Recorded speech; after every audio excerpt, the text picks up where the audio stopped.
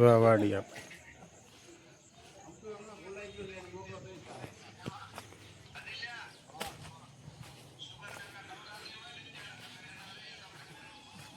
જૂનવાણી કૂવો ભાઈ તો ટોડલા વાળું જો ઘરે મકાન નથી હવે અહીંયા મકાન છે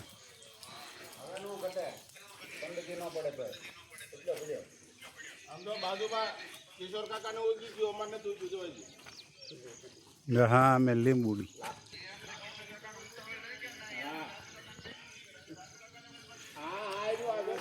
ખેતરમાં પાણી પીર્યા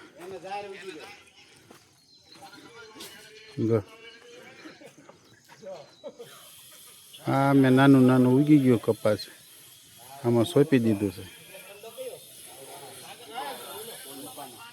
હા જૂનવાણી હા બધું આવું કોઈને વાડીએ હોય તો કહેજો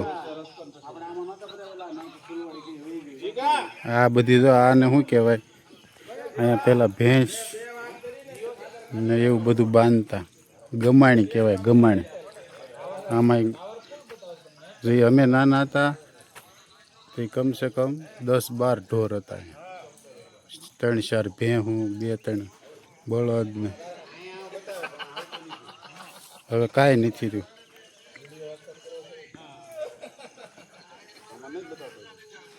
જૂનવાણી એક અહીંયા મકાન જો આ કૂવો પાણી ભર્યું છે જો આમાં જે તો નહીં દેખાય બતાવી દઉં તમને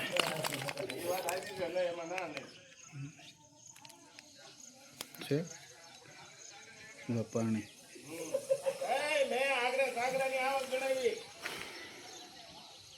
ચારે બાજુ લીલું ચમ થઈ ગયું છે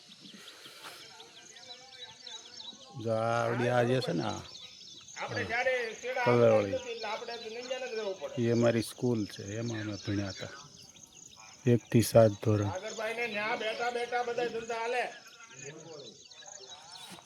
આ શેનું ઝાડ છે કહી દેજો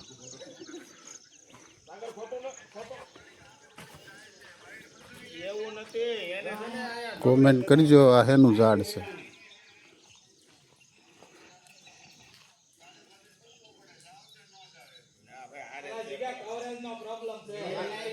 આ લીમડો એક આ અહીંયા લીમડા હતા આ એક છે ને એની જગ્યાએ 3 લીમડા હતા કાપી નાખ્યા અહીંયા હિંચકો બાંધીને વી શકતા હતા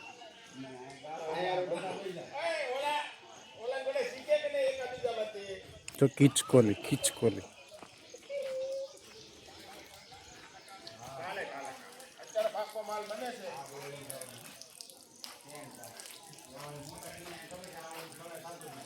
અહીંયા બધે અહીંયા આ બધું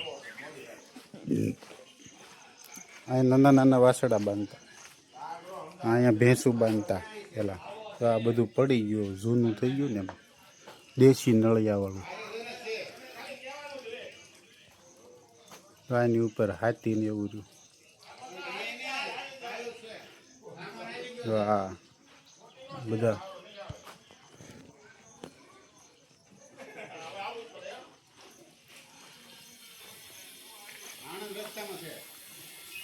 જૂનવાણી બધું તો આ પટારો છે જૂનામાં જૂનો લગભગ આના 100 વર્ષ થયા છે શું છે આપણે જોઈએ ત્યારે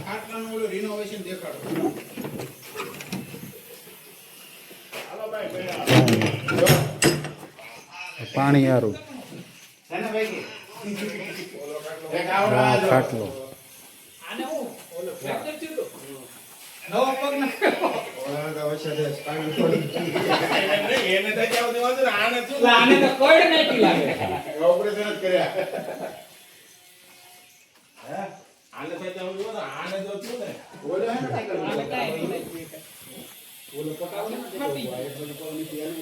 લીલું છમ છે તો આ પછી ગુંદો આવ્યો છે ગુંદો હા ગુંદો છે. આપણે સુરતમાં ગુંદા આપણે કેટલાને કિલો આવે, અહીંયા હાવ મફતના ભાવમાં આવશે તે.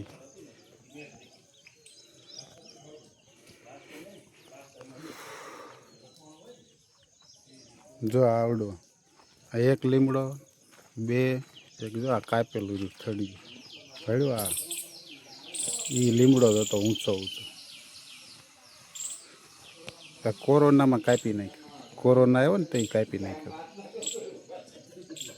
પછી જો અહીંથી આમાં મોટર, આમાં પાણી આવે થાળામાં, અહીંથી જઈને અહીંથી થઈને અહીંથી આવે, અહીંયા આવે. પછી આ કુંડી, અહીંથી ઢોર આમથી પીવા આવે, અહીંયા બધા પાણી પીવા આવતા.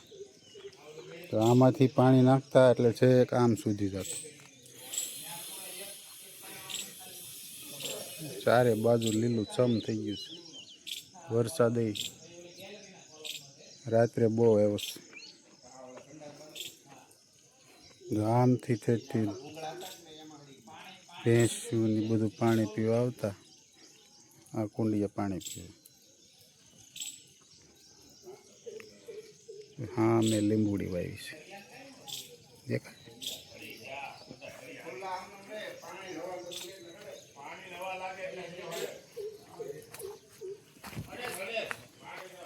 હા, મેં પછી તમને બતાવું ને આ ડુંગર કયો છે, કોઈ ખ્યાલ હોય તો કહેજો. ત્યારે તેની માથે વાદળા છે. અમારે અહીંથી ડુંગર 7 કિલોમીટર થાય.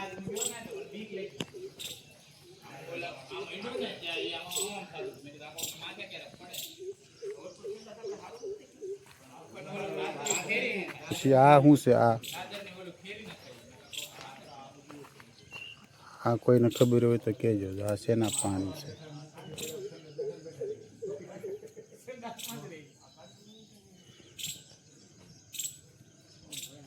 મહેંદી છે, મહેંદી. આપણે મેરેજમાં મહેંદી દઈ ને, આ મહેંદી. આને વાટી પછી પહેલાં હૂકવી દે, પછી વાટી.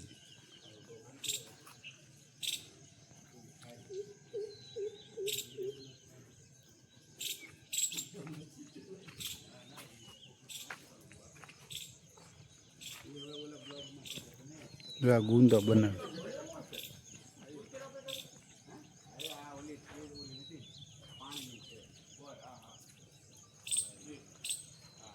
આપણી જમીન છે જો લો ઝાડવું દેખાય ને ત્યાં સુધી બધામાં કપાસ વાવ્યો છે.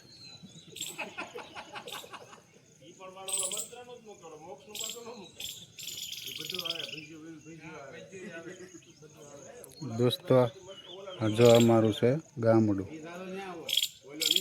શેર કરતાં સારું, અહીંયા મજા આવે એવી ક્યાંય ન આવે. હા દોસ્તો, આ બ્લોગ પસંદ આવ્યો હોય તો કોમેન્ટ કરજો સારી એવી. આવતીકાલે ફરીવાર મળશું એક નવા બ્લોગમાં.